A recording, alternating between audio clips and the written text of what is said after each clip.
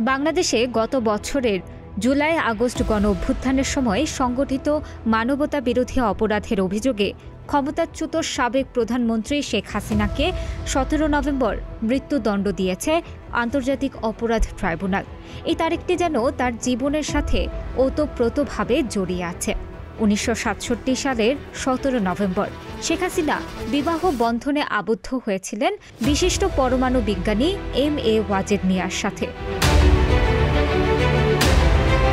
বহু যুগ পেরিয়ে আবারও ১৭ নভেম্বর সেই একই দিনে তিনি ধরা দিলেন দেশি বিদেশি মিডিয়ার শিরোনামে, কিন্তু বিয়ের কনে হিসেবে নয়, মৃত্যুদণ্ডে দণ্ডিত আসামির বেশে। গত বছরের জুলাই আগস্টের গণ অভ্যুত্থানের সময় সংগঠিত মানবতা বিরোধী অপরাধের অভিযোগে ক্ষমতাচ্যুত সাবেক প্রধানমন্ত্রী শেখ হাসিনাকে তার বিবাহ বার্ষিকীতেই মৃত্যুদণ্ড দিয়েছে আন্তর্জাতিক অপরাধ ট্রাইব্যুনাল।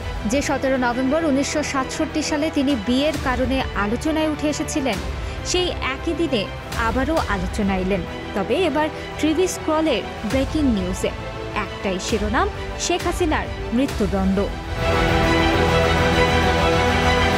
বিচারপতি মোহাম্মদ গোলাম মুর্তজা মজুমদারের নেতৃত্বাধীন ৩ সদস্যের আন্তর্জাতিক অপরাধ ট্রাইব্যুনাল ১ এই রায় ঘোষণা করে। রায়ে আদালত বলেছে, শেখ হাসিনার বিরুদ্ধে ৩টি অভিযোগ প্রমাণিত হয়েছে। একটিতে আমৃত্যু কারাদণ্ড এবং অন্য দুটি অপরাধে মৃত্যুদণ্ড দেওয়া হয়েছে। প্রথম অভিযোগে শেখ হাসিনাকে আমৃত্যু কারাদণ্ড প্রদান করা হয়েছে এবং দ্বিতীয় অভিযোগে ফাঁসির আদেশ দেন আন্তর্জাতিক অপরাধ ট্রাইব্যুনাল ১। শেখ হাসিনা ১৯৬৭ সালের ১৭ নভেম্বর বাবা শেখ মুজিব জেলে থাকা অবস্থায় মা ফজিলাতুন নেসার তত্ত্বাবধানে বিশিষ্ট পরমাণু বিজ্ঞানী এম.এ. ওয়াজেদ মিয়ার সাথে বিবাহ বন্ধনে আবদ্ধ হন।